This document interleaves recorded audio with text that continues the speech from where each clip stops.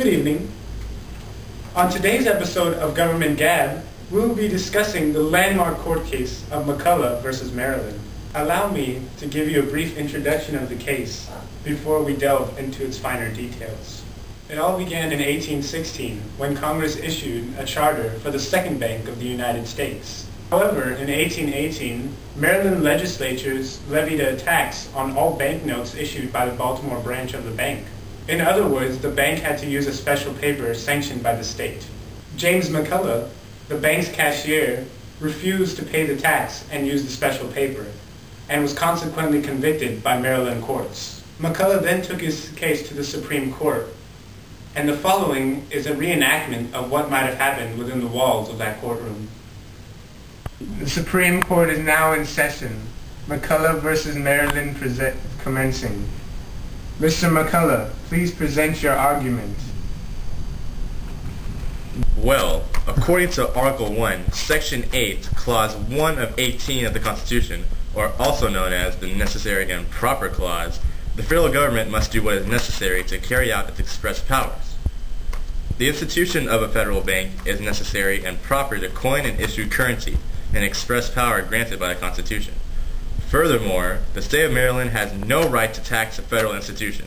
By the way, I have a secret document I would like you to see.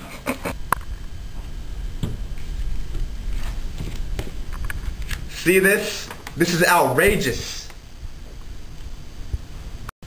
The state of Maryland may now proceed with its argument. James McCulloch failed to follow state legislation by refusing to pay tax and use special papers sanctioned by Maryland state government. After hearing both sides, we the court have decided to rule in favor of Mr. James McCulloch. Yes! On the basis of the Supremacy Clause of the Constitution. The states have no power to retard, impede, burden, or in any manner control the operations of the constitutional laws enacted by Congress. The court is adjourned. Absolutely riveting. Now let us close by discussing the precedents set by this landmark court case. First off, the Supreme Court would now act as an umpire of the federal system.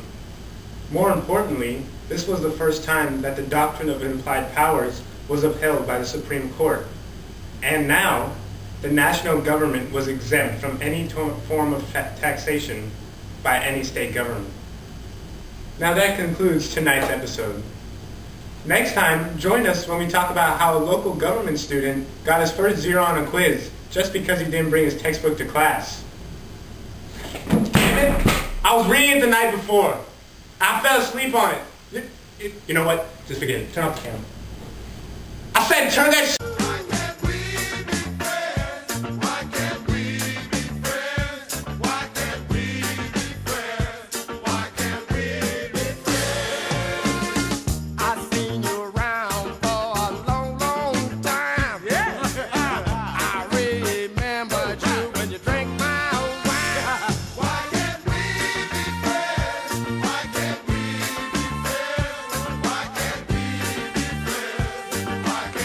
Yes!